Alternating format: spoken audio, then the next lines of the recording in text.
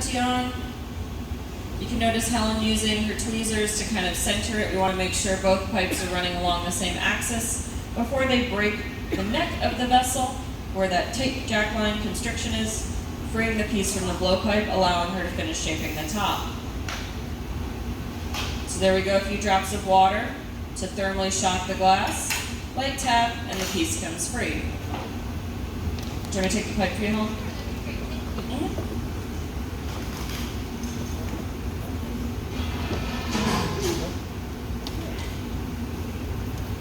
This will be one of the longer heats of the process. Because we just broke the glass, it was down around 1,000 degrees Fahrenheit. When we're shaping the glass, we're going to need it over 1,200, maybe even up to 1,700 degrees Fahrenheit. So it takes a long time reheating in that heating chamber. Now the camera is not actually inside the reheating chamber, it is actually behind it. So if you guys kind of peek along that angle, you might be able to see a little black window in the back. That is a window made of fused silica. It looks like it's going to need to get changed somewhat soon.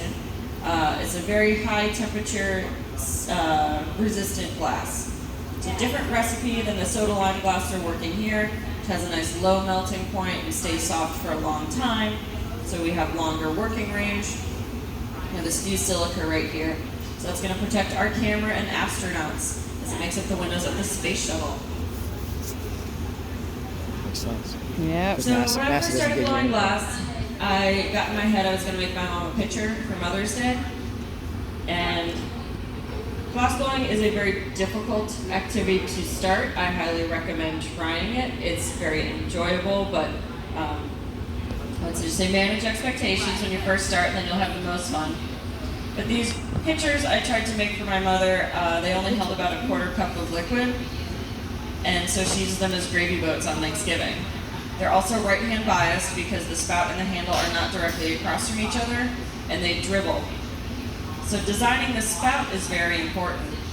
Helen goes for what we call a pitcher trim, cutting a big oval into the top of the glass.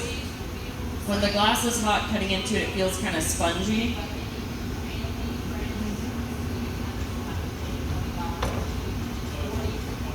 She's then going to reheat that, get any of the sharp spots from the trim away, and finalize the top, creating a bit of a spout.